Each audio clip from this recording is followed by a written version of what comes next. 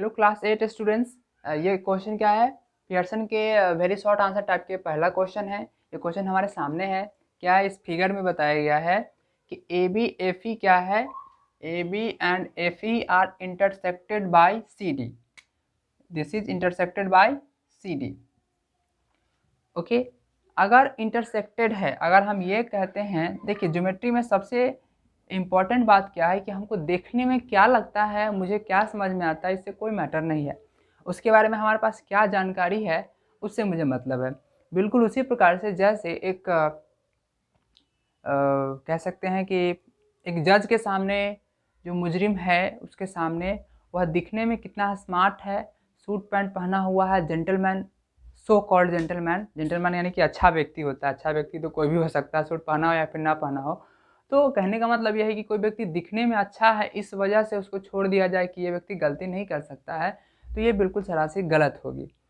और वैसे व्यक्ति के साथ नाइंसाफ़ी होगी जो दिखने में अच्छे नहीं हैं, तो इस तरीके से उसके साथ नाइंसाफ़ी हो जाएगी। तो कहने का मतलब ये है कि हमको दिखने में कैसा लगता है उससे नो मैटर, उससे कोई मतलब नहीं है।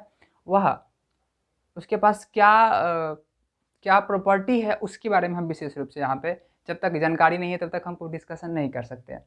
तो ए बी और एफ ई यहाँ पे पैरेलल नहीं है। क्या कह रहा है कि A B is intersected by a line C D, ठीक है, अ ट्रांसवर्सल, यानी कि किसी लाइन के द्वारा इंटरसेक्टेड है। तो यह दो लाइन किसी लाइन के द्वारा इंटरसेक्टेड है, यह दोनों पैरेलल है, इसकी गारंटी ये नहीं है।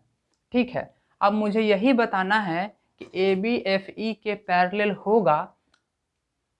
अगर ऐसा दिया हुआ है तो होगा कि नहीं, ये मुझे बताना है, ये ट्रू है कि फॉल्स, इसको बताना है कि ये एंगल इस एंगल के बराबर है।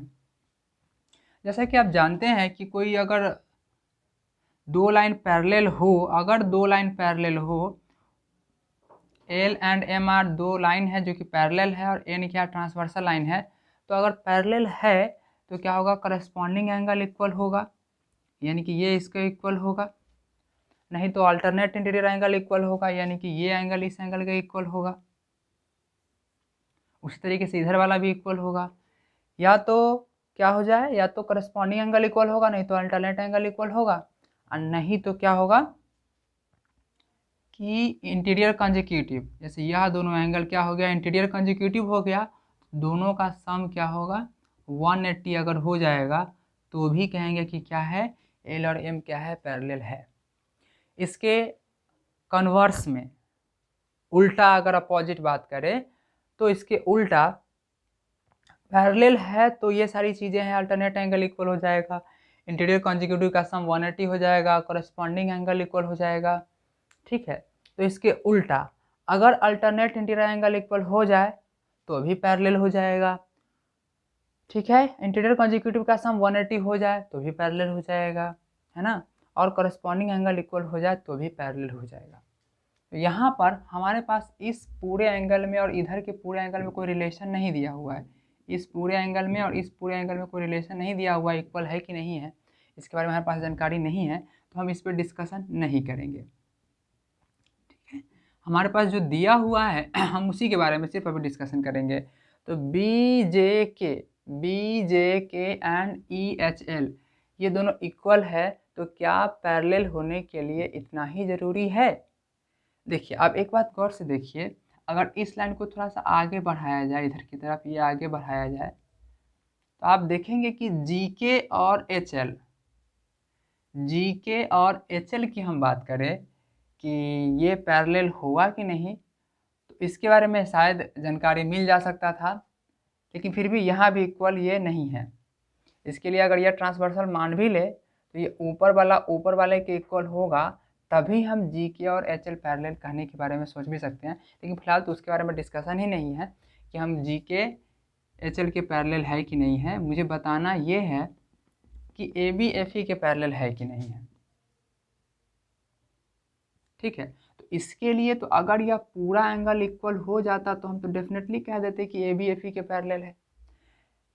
लेकिन ये सिर्फ ये नीचे वाला पोर्शन ही सिर्फ नीचे वाले पोर्शन के इक्वल है, ये ऊपर वाला पोर्शन ये इसके इक्वल है कि नहीं ये मुझे जानकारी नहीं है।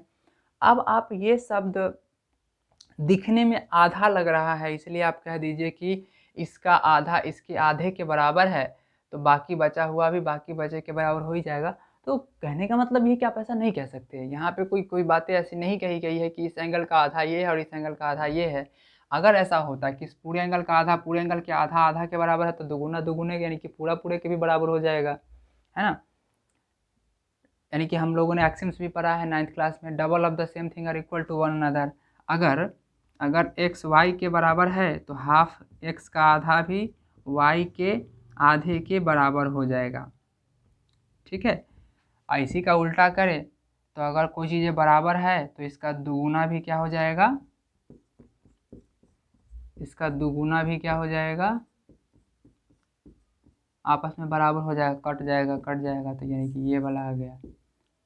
यानी कि half of the same thing are equal to one another और double of the same thing, double of the same thing are equal to one another, ठीक है। तो अगर इस पूरे का आधा अगर होता, इस पूरे BJC और BJC का आधा होता ये एंगल और EHG का आधा होता ये एंगल, तो आधा आधा के बराबर है तो पूरा भी पूरे के बराबर हो जाता। लेकिन ऐसा दिया हुआ है नहीं, इसलिए हम नहीं कह सकते हैं कि ये दोनों आपस में बराबर है तो पूरा भी आपस में बराबर हो जाएगा, और पूरा जब बराबर हो जाएगा तो कहेंगे कि कॉरस्पॉन्डिंग एंगल इक्वल हो गया तो पैरेलल हो जाएगा। लेकिन ऐसा नहीं है, ये वाला एंगल क्या है, इस एंगल के बराबर नहीं है। अगर होता तो यह पूरा का पूरा इस पूरे के बराबर हो जाता, तो कहते हैं कि कॉरस्पॉन्डिंग एंगल इक्वल हो गया तो पैरेलल हो गया।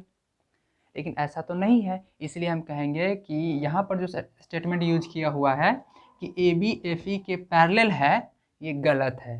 अगर ये इसको इक्वल हो जाता तो कहते कि वो पैरेलल है, यानी कि अभी हमारा आंसर क्या सही है, फॉल्स। यानी कि ये स्टेटमेंट क्या है, फॉल्स है, ABFE के पैरेलल नहीं है।